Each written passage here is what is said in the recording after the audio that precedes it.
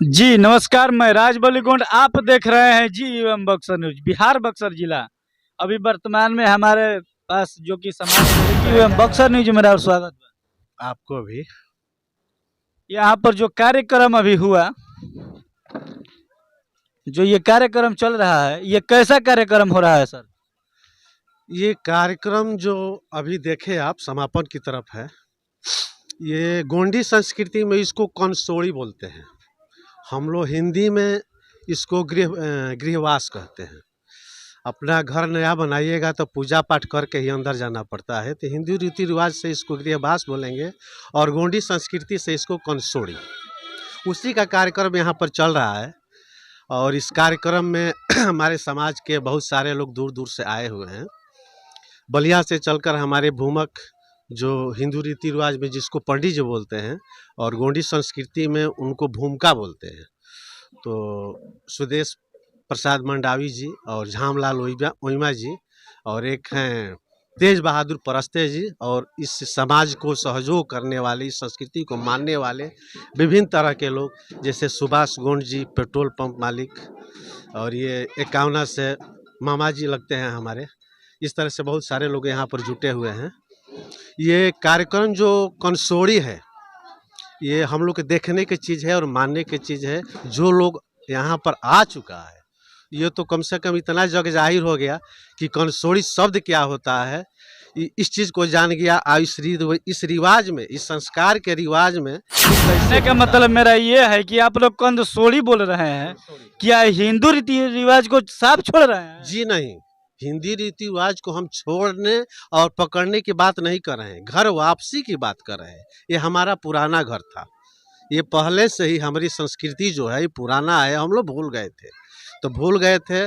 जब बच्चे हमारे, हम लोग पढ़े लिखे, अपने इतिहास को जाने, तब समझे कि हमारा पुराना इतिहास है ये गोंडी संस्कृति, इसको मानना चाहिए। जबकि पूरा इस देश का ये पुराना इतिहास है गोंडवाना लैंड का, जिसमें सारा क्षेत्र गोंडी ही था। गोंडी ही भाषा सबसे प्रचलित, विश्व भर की प्रचलित भाषा है गोंडी। उसी का संस्कृति गोंडी संस्कृति है। इसमें हिंदी रीति रिवाज छोड़ने की बात नहीं है। घर वापसी हो रहे हैं, कहीं ना कहीं पहले से जो मान रहे हैं वो लोग क्या आपके बात को सुनकर सहमत करेंगे? कौन लोग? जो जैसे कि आप ही का समाज का लोग कोई, हाँ, वो लोग जो इस बात को जान करके, जैसे हम घर वापसी कर रहे हैं, आप घर वापसी कर रहे हैं, उसी तरह वो लोग भी इस चीज़ को समझ बूझ करके अपने घर वापसी करेंगे। बहुत लोग तो ये नहीं मान रहे हैं। देखिए, कोई भी कार्य जो होता है, जब आप किसी चीज़ को नहीं जानते, एकाएक कोई भी काम सफल नहीं होता है। वो एकाएक से दो, दो से तीन, चार पढ़ते अपने, हमारे घर में, चाहे अपने घर के ही बच्चों के लीजिए ना, कितने बच्चे पढ़े थे। ऐसा नौबत था कि अपना घर का चिट्ठी कहीं से आता था तो दूसरों से पढ़वाना पड़ता था। आज हर बच्चा पढ़ा हुआ है, तो एक एक करके पढ़ा, तब न जाकर के हर बच्चा पढ़ गया। इसी तरह से एक एक करके सब लोग घर वापसी करेंगे, समझेंगे, जानेंगे ये अपनी संस्कृति। आप लोग मंदिर और मस्जिद में नहीं जाएंगे? देखिए, फिर बेतुका का आपका सवाल हो गया ये। देखिए, बेतुक नहीं, कहने का मतलब ये है कि आप गोंडी संस्कृति से जो भी कार्यक्रम कर रहे हैं, इसलिए हुआ। सुनिए सुनिए, पहले मेरा सवाल सुन लीजिए। पहले मेरा सवाल सुनिए। जैसे कहने का मतलब मेरा ये है कि आप जब गोंडी संस्कृति से कर रहे हैं और लोग हिंदू रीति रिवाज से कर रहे हैं, क्या आप लोग हिंदू रीति रिवाज को साफ छोड़ रहे हैं? घर वापसी कर रहे हैं। घर वापसी करने का मतलब साफ जग जाहिर है कि हम किसी दूसरे घर में रह रहे थे, हम अपना घर में आ रहे हैं, अपने धर्म, अपने कर्म, अपने विचार से अपने कार्य को वापसी जब आ रहे हैं तो क्या मंदिर में जाइएगा पूजा करने के लिए? देखिए, जो इस संस्कार को मान चुका है वो नहीं जाएगा। ये फाइनल है? फाइनल है। अभी भी तो बहुत लोग विरोध कर रहे हैं। हाँ, करेगा। देखिए, जिस चीज में विरोध न हो तो समझ ली को कारवा आगे नहीं बढ़ रहा है। जिस चीज में विरोध हो उसका कारवा आगे बढ़ रहा है। आप लोग जातीय जनगणना पर क्या बोलना चाहते हैं? आदिवासी के जातीय जनगणना पर हम एक चीज बता देते हैं कि हमारी सरकार, बिहार सरकार जातीय जनगणना करवा रही है, जिसमें हमारे समाज के लोग, खास करके गोंड जनजाति के लोग के विषय में मैं कहूँगा कि जो आप जनगणना करवा रहे हैं, इस जनगणना में अपना ये जनसंख्या, जाति का कोड जो है उसको 49 रखिए, 49, और धर्म कॉलम में, क्योंकि गोंड का कोई धर्म कॉलम नहीं है, इसलिए अन्य में रखिए, अन्य में लिखिए। अब सवाल इस पर उठेगा कि भाई क्यों इस पर लिखे, क्यों हम इस तरह की व्यवधान को हम अपने सर पर ले। तो देखिए, व्यवधान नहीं लीजिएगा तो गोंड को साफ साफ शब्दों में बता देते हैं कि गोंड को जो आरक्षण मिला है ये सामाजिक पिछड़ेपन से नहीं मिला है, ये जान लीजिए, पहली बात। और दूसरी बात, ना ही आर्थिक आधार पर मिला है। और ये भी बात बता देते हैं कि ये जो आरक्षण है ये बहुत पहले से, सबसे पहले से आदिवासी लोगों को मिलता आ रहा है। अब रहा सवाल, इसी पॉइंट पर मैं जो पूछिएगा हम बता देते हैं कि रहा सवाल कि जो आरक्षण ले रहे हैं तो ये आरक्षण का मूल आधार हमारा है क्या? तो मूल आधार हमारा संस्कृति है। कैसे संस्कृति कि इस संस्कृति में हर लोगों से, हर व्यक्ति से इसका विशेष संस्कार होता है, इसका रूप ही बिल्कुल अलग होता है। इसी लिहाज से सरकार विशेष संस्कृति होने के कारण आज को क्या मैसेज देना चाहते हैं केवल आदिवासी को? समाज को यही मैसेज देंगे कि हम सब मिल कर के इस कारवा को आगे बढ़ाएं और अपने संस्कृति को आगे बढ़ाएं। जितना जल्दी हो सके अपने संस्कार को माने और मान करके अपने जातीय जनगणना में क्या लिखवाना चाहिए ये मैसेज दीजिए। जातीय जनगणना में 49 अंकित कीजिए और 7 नंबर धर्म कॉलम। एक बात और बता देता हूँ कि जब 001 से आपको क्या दिक्कत है? 01 से दिक्कत है क्योंकि जो हमारा आरक्षण मिला है विशेष संस्कृति से मिला हुआ है। अब विशेष संस्कृति गोंडी संस्कृति ही है। जब अपने संस्कार को, संस्कृति को नहीं मानिएगा तो आपका आरक्षण रद्द हो जाएगा। जैसे कि डोमा सिंह खरवार का केस पड़ा हुआ है, ऐसे हजारों डोमा सिंह खरवार पैदा हो जाएंगे। अब बार बार केस होता रहेगा, आप चंदा लगा करके तहसीली करते रहिएगा, कोर्ट में जाते रहिएगा। और यदि आप अपने संस्कार को मान लीजिएगा तो कोई भी कितना भी केस करे, कुछ भी करे, आपके आरक्षण पर कोई परवाह नहीं। क्या चाहते हैं कि गोंडी संस्कृति की रीति रिवाज मानना अपने चाहिए? आरक्षण को बचाना है तो गोंडी संस्कृति को अपनाइए, नहीं तो आरक्षण नहीं बचेगा। नहीं बचेगा, ये फाइनल है। फाइनल है। बहुत लोग बोलते हैं कि नीतीश कुमार जब तक हाँ सही बात है। नीतीश कुमार जी जब तक है। दो व्यक्ति हैं, एक व्यक्ति है बनारसी गोंड, मैं नाम क्लियर कर देता हूँ, तिलक राय के यहाँ था। वो व्यक्ति कहते हैं कि नीतीश जी जब तक हैं हमको आरक्षण से कोई हटाने वाला नहीं है। लेकिन ये बनारसी जी का बम है। नीतीश जी हम लोग को जो आरक्षण दिए वो संस्कृति के आधार पर दिए। हाँ, ये बात सही है कि वो पहल किए हैं, इस कार्य को आगे बढ़ाने के लिए वो पहल किए हुए हैं, ये हम मानते हैं। एक व्यक्ति तो और मिले, भोला गोंड जी, आपको बता देते हैं, वो आरा जिला के शायद अध्यक्ष हैं कि क्या हैं।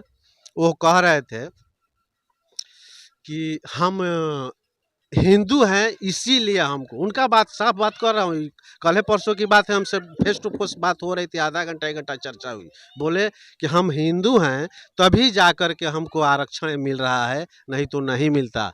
हमारा बोले कि भैया आप जिला के लीडर बनते हो, आपको ये भी पता नहीं है? तब तो हिंदू पंडित जी भी हैं, यादव जी भी हैं, महतो जी भी हैं, उनको आरक्षण एसटी का क्यों नहीं मिलता? आप जिलाध्यक्ष हो करके इस तरह की अफवाह, इस तरह की जानकारी समाज को दे करके क्या जताना चाहते हैं? इस समाज का विरोध करना चाहते हैं आप। ये गलत बात। इस तरह की कोई भी अध्यक्ष हो, किसी भी पद पर हो, यदि कोई जानकारी नहीं हो तो आप समाज में किसी तरह का वक्तव्य गलत मत दीजिए। बनारसी गोंड जी या भोला गोंड जी को आप बता रहे हैं, ये सच्चाई बात बिल्कुल है। हमसे बात हुई है, हमसे बात हुई है। ये आप सुनकर बोल रहे हैं कि सच्चाई? हमसे फेस टू फेस बैठ करके का विरोध करने का मुख्य उद्देश्य क्या है? उनका विरोध करने का मुख्य उद्देश्य है कि जनता हमको लीडर मान ले।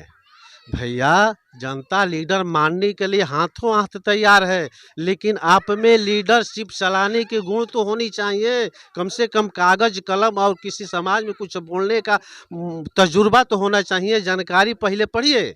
जब तक आप पढ़िएगा नहीं तब तक अपने समाज को लीडरशिप कैसे दीजिए, कैसे नेता मान ले? यानी बनारसी गोंड जी और भोला गोंड जी को अगर लीडर मान लीजिएगा तो क्या रीति रिवाज को विरोध नहीं करेंगे? देखिए, ये दूसरी बात हो गई। वो लोग कभी, जो इनका प्रवृत्ति है विरोध करना, विरोध करेंगे ही, क्योंकि वो अपने आप को बिल्कुल अलग मानते हैं। वो अलग हैं ही, वो अलग हैं ही, क्योंकि जब अपने चीज को नहीं समझिएगा, बड़ा देव कहिएगा, बड़ा देव का अर्थ भी नहीं समझ पाइएगा। यानी वो आदिवासी नहीं है? नहीं, हमें हैं आदिवासी, लेकिन रिवाज उनका गलत है, रीति संस्कार उनका सही नहीं है। अगर रीति रिवाज गलत है तो क्या आरक्षण मिलेगा उन लोगों को? अमूमन ये तो नहीं होना चाहिए, नहीं मिलना चाहिए, नहीं मिलना चाहिए। नहीं मिलना। वो लोग बोल रहे हैं कि हम हिंदू लिखेंगे तो आरक्षण मिल रहा है। आरक्षण मिल रहा है, उनके ऊपर कार्रवाई नहीं हो रही है। सरकार जिस दिन ठान लेगी, जिस दिन क्लेम पड़ जाएगा, आरक्षण हट जाएगा। बिहार सरकार को आप मैसेज क्या देना चाहते हैं जातीय जनगणना पर? बिहार सरकार पर मैसेज हम यही देंगे कि बिहार सरकार की बहुत अच्छी पहल है। जो दबे कुचले लोग हैं, जिनकी जनसंख्या आप तक नहीं पहुंच पा रही थी, उचित आंकड़ा नहीं मिल पा रहा था, उचित मार्गदर्शन, उचित मुआवजा, उचित व्यवस्था आप नहीं पहुंचा पा रहे थे, इस जनगणना होने के बाद हर एक लोगों के पॉकेट तक आपका व्यवस्था जो है चला जाएगा। फिर एक बार बताइए, बनारसी गोंड जी और भोला गोंड जी ये बरियार गलत कर रहे हैं समाज में, ये दुश्मनी और पैदा कर जब रहे हैं। तक किसी चीज को जानकारी न हो तब तक से कुछ भी कहना ये ठीक नहीं रहता है। ये अपने अपने आप को नेता बनने के लिए विरोध कर बनने रहे के लिए हैं। भोला जी तो बोले हमसे कि कोई हमारे समाज का लोग हमको लीडर मानता ही नहीं है, अपने लोग को लीडर मानता ही नहीं। कैसे लीडर मान ले? लीडर मानने की आपकी काबिलियत तो होनी चाहिए ना। किसी भी समाज में किसी भी व्यक्ति को कुछ भी बात बताइएगा, सही रहेगा तब ना नेता मानेगा। सबसे पहले सर अपना परिचय दीजिए। मेरा नाम संतोष कुमार राम और उप संतोष कुमार मसराम, गायघाट सिमरी प्रखंड के गायघाट पंचायत मुखिया प्रत्याशी भी मैं रह चुका हूँ। देखिए हमारे बीच बक्सर जिला के गायघाट पंचायत के मुखिया अभी प्रतिनिधि तो नहीं है, लेकिन मुखिया से चुनाव लड़े हैं। देखिए जातीय जनगणना और रीति रिवाज के बारे में बताएं। आदिवासी बनना है तो अगर रीति रिवाज नहीं आप लोग मानिएगा तो आप लोग का आरक्षण और हक और अधिकार का पूरा वीडियो देखिए। वीडियो में कमेंट करके जरूर बताइएगा संतोष मसराम जी के लिए क्या ये खबर है। जय हिंद, जय भारत, जय संविधान।